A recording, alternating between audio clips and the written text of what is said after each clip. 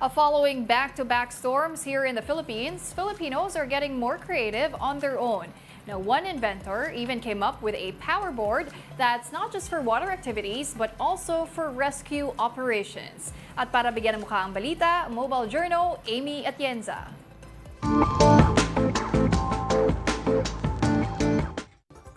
Hilig nyo rin ba ang mag-beach? Ang isang device kasi na gawa ng isang Pinoy, hindi lang pang water activity, kundi pwede rin pang rescue kapag may bagyo. Surfing ang hilig ng self-taught engineer na si Kix Menjola. Dahil nga rito, nagkaroon sila ng ideyang gumawa ng remote-operated rescue powerboard. Ang gamit nila rito, paddleboard, waterproof box, at ilang mga baterya. Simple mang tingnan, magagamit naman daw ito sa oras ng kalamidad.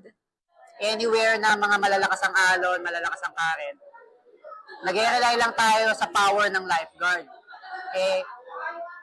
Kulang yun. So, kaya kami gumawa din ng ganito para makatulong talaga. Hindi lang sa nalulunod, pati sa mga lifeguard. Kaya raw nitong magkarga ng hanggang 150 kilos ang bigat at humarurot ng hanggang triple sa bilis ng isang swimmer. Kaya angkop daw kahit malakas ang agos ng tubig. Kung hindi naman pang rescue, pwede rin daw itong recreational activity. Actually, nagpa-build yung may-ari ng resort, tiga Dumaguete siya. Gagamitin niya para dun sa resort niya. So gagamitin niya pang rescue and at the same time, gagamitin niya pang recreational. Marami na raw local government units at mga resorts sa iba't ibang probinsya ang nagbigay ng interes dito. Pero aminado siyang kinakailangan pa ng mas malaking pondo para sa mass production. Sa hilig din naman niyang mag-invent, hindi raw ito ang unang beses na nakagawa siya ng mga imbensyon. Sumikat na rin siya noon dahil sa ginawa niyang hoverboard.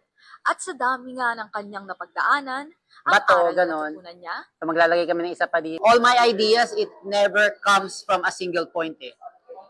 Parang I might be doing something and then it opens another idea. Tulad ni Kik, sana ay makagawa tayo ng mga bagay na makatutulong hindi lamang para sa sarili, kundi pati na rin sa ating kapwa. Mobile Journal, Amy Atienza po, hatid ang mukha ng balita.